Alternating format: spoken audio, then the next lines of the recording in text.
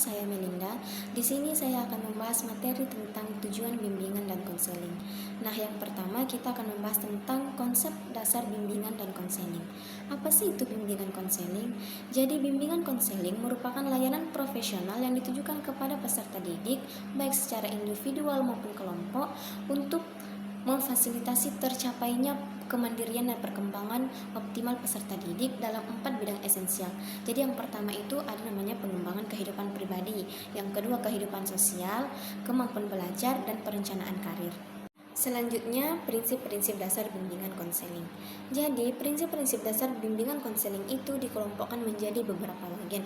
Yang pertama, prinsip umum bimbingan atau yang berkenaan dengan tujuan dan pelaksanaan layanan, seperti fokus individu, di mana bimbingan konseling berfokus untuk memberdayakan individu agar mampu mengarahkan dirinya sendiri. Yang kedua, kebutuhan. Bimbingan konseling memberikan bantuan layanan sesuai dengan kebutuhan nyata yang dirasakan oleh seorang individu.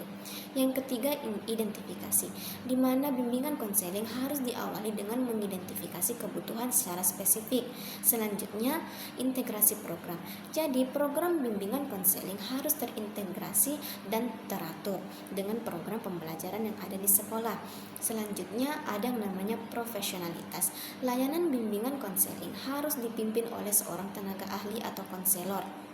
Dan yang terakhir ada namanya akuntabilitas. Dalam bimbingan konseling diperlukan adanya penilaian yang teratur dan berkesinambungan untuk mengukur hasil penilaian. Kedua, prinsip-prinsip khusus yang berhubungan dengan siswa atau sasaran layanan, seperti pemerataan. Layanan bimbingan konseling harus dapat diakses oleh semua siswa tanpa terkecuali. Selanjutnya, prioritas. Jadi, bimbingan konseling memerlukan kriteria untuk mengatur prioritas layanan, terutama bagi siswa dengan kebutuhan mendesak. Selanjutnya, sentralitas siswa, di mana program layanan harus berfokus pada kebutuhan beragam dan luas siswa. Terakhir adalah kemandirian keputusan. Jadi, keputusan akhir dalam proses konseling itu harus dibentuk dan diambil oleh siswa itu sendiri. Yang ketiga, prinsip yang berhubungan dengan organisasi dan administrasi, di mana prinsip ini bertujuan untuk memanajemen layanan bimbingan konseling agar lebih efektif dan terorganisasi. Yang keempat, prinsip berkenaan dengan masalah individu seperti batasan masalah. Jadi, bimbingan secara umum dibatasi pada hal-hal yang berkaitan dengan pengaruh kondisi mental dan fisik terhadap penyelesaian diri seorang individu. Selanjutnya dari faktor eksternal. Jadi, konselor perlu memberikan perhatian terhadap keadaan sosial, ekonomi, politik yang kurang menguntungkan karena dapat memberikan hambatan pada perkembangan dan kehidupan seseorang.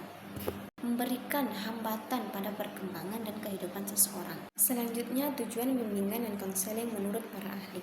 Yang pertama, menurut Winkel, tujuan bimbingan dan konseling adalah membantu individu agar mampu menghadapi tugas perkembangan hidupnya secara sadar dan bebas. Yang kedua, menurut Prayitno dan Apti, tujuan bimbingan konseling adalah membantu individu mengembangkan diri secara optimal sesuai dengan tahap perkembangan. Yang ketiga, menurut Nur Ihsan, tujuan bimbingan konseling adalah agar individu mampu merencanakan kegiatan penyelesaian studi, perkembangan karir, dan kehidupan masa depan. Jadi, kesimpulan pada materi tujuan bimbingan dan konseling adalah bahwa bimbingan konseling tidak hanya berfokus pada peserta didik, melainkan memiliki tujuan dimensi strategis bagi organisasi sekolah untuk meningkatkan efektivitas kerja guru dengan memfasilitasi interaksi yang konstruktif dengan siswa dan membantu penyelarasan tuntutan kurikulum dengan karakteristik individual mereka. Sekian dari saya. Wassalamualaikum warahmatullahi wabarakatuh.